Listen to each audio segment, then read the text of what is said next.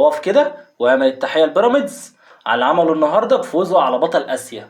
بيراميدز عملها تاني بعد النادي الاهلي بفوزه على اهلي جدة السعودي، وحقق لقب كأس ال3 قارات. وزيدك من الشعر بيت، ده فاز في ملعبه في وسط جماهيره المرعبة، وعنده كتيبة من النجوم زي رياض محرز وتوني ومندي ومعرفش مين تاني. بيراميدز عمل كل حاجة حلوة ممكن أن تتخيلها في المباراة، حرفيا مباراة للتاريخ، للتاريخ بمعنى الكلمة. المهم ما تنسوش تعملوا لايك، واللي ما اشتركش يشترك في القناة ويفعل زر الجرس عشان يوصلكوا كل جديد. يلا بينا نبدأ.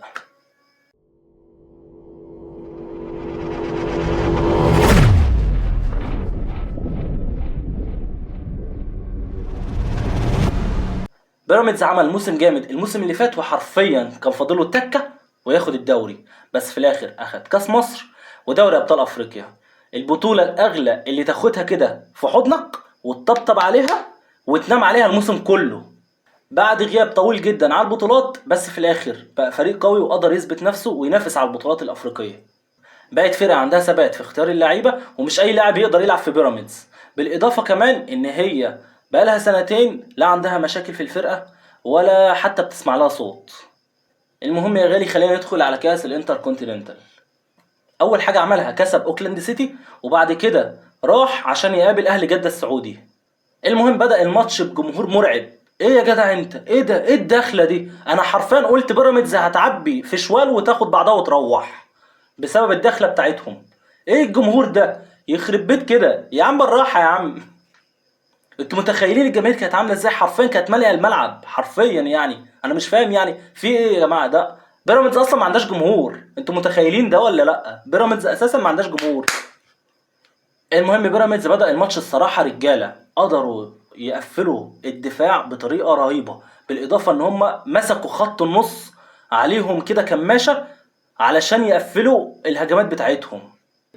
المهم بيراميدز بدأت تلعب على المساحات الفاضية وكانت حرفيا ماسكة نص الملعب.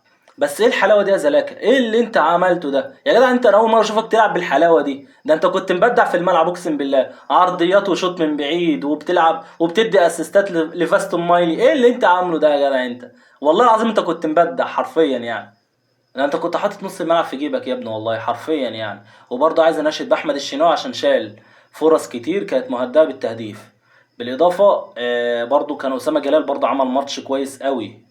وفيستون مايلي حرفيا النهارده كانت الغزاله لعبه معاه على الاخر. انت خلاص بقى بعد الماتش دوت انت تاخد بعضك كده وتطلع على اوروبا، معلش يعني انت عملت كل حاجه الصراحه. ايه التلات اجوان دول؟ والله العظيم التلاته احسن من بعض.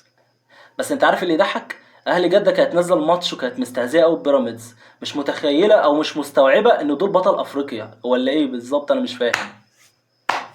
هو انتوا يعني عشان معاكم 9 لعيبه محترفين ومعاكم ميزانيه مفتوحه فمفكرين بقى ان انتوا عايزين تاخدوا البطوله كده من بيراميدز؟